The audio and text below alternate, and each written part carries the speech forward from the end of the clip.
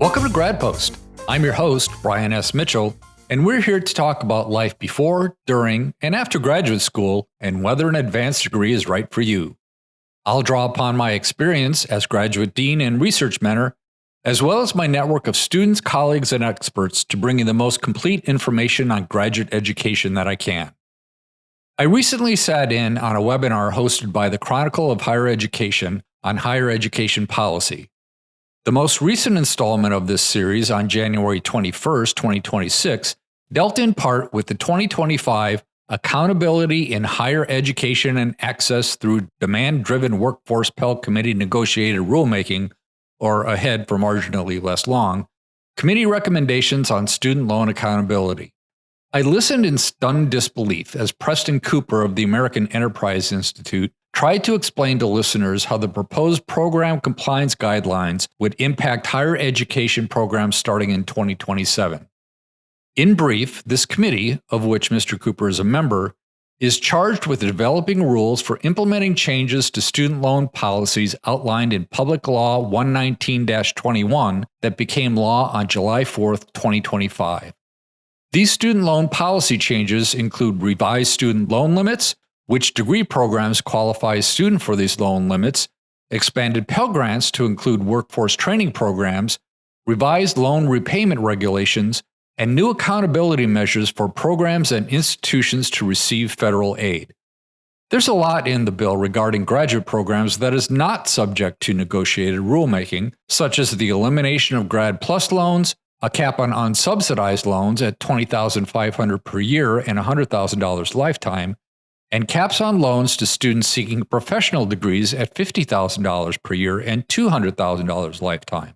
What is up for negotiation is such things as what constitutes a professional degree to be eligible for the higher loan limits, and which programs are eligible for participation in the continuing loan programs, or what is known broadly as Title IV eligibility.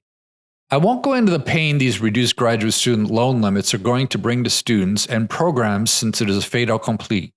Nor will I dwell on how the committee charge fails to deal with the biggest student loan problems like ghost student loan fraud that has cost taxpayers $350 million over the last 5 years, predominantly at open admissions community colleges, and how the expansion of Pell Grants to include workforce training will likely exacerbate that problem.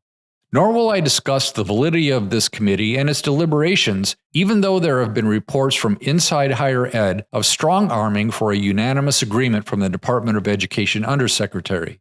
And I won't try to tackle inane statements from Mr. Cooper like this. And if the federal government comes along and says, hey, actually, we're not going to subsidize this training anymore unless your graduates are earning more, that can actually maybe force a change. As if salary is the only reason to get an advanced degree, or is the only contribution advanced degree holders make to society. This committee has the unenviable task of implementing policy and perspective that has already been enacted and ingrained, no matter how misguided or manipulative. What I want to focus on is the specific language coming out of the negotiated rulemaking process and how it is being portrayed as the period for public comment opens prior to implementation. To begin with, there are a few things the committee got right in their final release of proposed changes to the Higher Education Act. These include minor revisions to Section 668.43, like inclusion of median time to degree for both full-time and part-time students in published program materials that were previously not required, and elimination of the unwieldy gainful employment measuring stick in Section 668.601, used in previous iterations of certifying programs for federal financial aid purposes. But in replacing the gainful employment and debt-to-earnings ratio criteria with a low earning outcome programs designation while retaining the earnings premium measure terminology, we have to ask if these are distinctions without differences. There's also a lot not to like about the proposed rulemaking. In general, the methodology is flawed, especially so for graduate programs. It's easy to take potshots at methodology, and I'm not a throw the baby out with the bathwater kind of person. I saw firsthand how methodology concerns tanked the National Research Council's 2010 doctoral programs rankings. We haven't seen one since. I'm willing to set aside minor methodological problems if the effort is well-intentioned and provides some useful ways to correct a problem. But this effort is not well-intentioned. More on that in a moment. And its methods are flawed to the point of creating a garbled mess of guidelines that will only exacerbate the problem. Let's not nitpick here. There are two fundamental ways in which the methodology is flawed for graduate programs, all stemming from the same premise of treating programs equally, or what the Department of Education calls the, quote, do no harm, or, quote, harmonization approach. According to the Department of Education's January 9, 2026 press release regarding the negotiated rulemaking committee's recommendations, quote, the AHEAD committee's agreed upon language treats all programs, from certificate to graduate programs, equally, end quote, and that, quote, negotiators expressed appreciation for the department's commitment to treating all programs fairly, end quote. Well, in the case of graduate programs and accountability, equal is not fair. I could come at this from a number of directions, but here's the key issue with the equality approach. Aside from the well-established benefits of advanced degrees in terms of earnings potential, life satisfaction, and growth in gross domestic product, there are two key ways in which graduate programs are different from undergraduate programs in the proposed accountability system: time to realized earnings potential and job mobility. First is time. The proposed revisions to Section 668.2b1 of the Higher Education Act, which deals with earnings calculations for program cohorts, removes separate earnings calculations at the 6th and 7th award years after graduation for graduate programs, and makes them equivalent to 4th award year calculations for all programs. Further, a single-year cohort must be 30 or more, with a separate multi-year aggregation procedure for those programs with less than 30 in a cohort. This unified lookout period and cohort size is the equality part the Department of Education is referring to. There are lots of caveats and alternative calculations for programs of smaller size and with insufficient data at 4 years, but the 4th year earnings calculation and 30 student cohort size are the norms. The proposed 4-year lookout period may be appropriate for bachelor degree holders, but it is not appropriate for advanced degree holders. It takes advanced degree holders longer to establish their careers and hence realize economic benefit than it does those with a high school or an undergraduate education. Solis et al. In 2015 found that the majority of graduate students, 57.1%, went to academia after graduation, presumably many to postdoctoral positions. This statistic is relevant because they also found that doctoral recipients placed in industry had much higher earnings after 1 year than those in academia. This means that the income starting point for over half of the doctoral graduates from these institutions reflects a career choice not based entirely upon initial salary. As a result, the median income, at least for the first year after graduation, lies in an employment sector populated by short-term positions. This lower starting point presumably has a lasting, though not necessarily permanent, impact on the calculated median income values 4 years out. This time lag in earnings premium is borne out by several studies both within and outside the United States. Recent studies from Canada by Benjamin et al. In 2025, and Germany by Bittman and Steinmetz 2025, countries with similar doctoral training and employment outcomes to the U.S., found that the largest income gains appeared several years after entering the labor market, suggesting that the economic returns to a doctorate may increase over time. In the United States, the Post-Secondary Employment Outcomes Coalition took a closer look at the longitudinal earnings premium of professional degree holders. Not only did they look at earnings 1, 5, and 10 years out, but they included full student populations rather than restricting the analysis to federal borrowers as previous reports had done, and analyzed earnings distributions at the 25th and 75th percentiles, which gives a richer analysis than simple median incomes of loan borrowers. These researchers found that medical students in particular experienced a significant positive increase in earnings between the 5th and 10th years after graduation as they transition from lower-paying residency programs to independent practice. Residency programs can last up to 7 years, such that the earnings premium may not be fully realized until 10 years after graduation. Earnings trajectories vary across other professional fields like veterinary medicine, law, and pharmacy, but that's exactly the point. The single metric, blunt instrument of median income after 4 years of graduation being proposed by the committee is at best flawed and at worst harmful. The second problem with the proposed guidelines is graduate mobility. Here's where things get really murky. It's proposed that earnings comparisons be made between degree earners and non-degree earners, in this case those with an undergraduate degree only, in the state in which the institution is based, as per the revised section 668.2.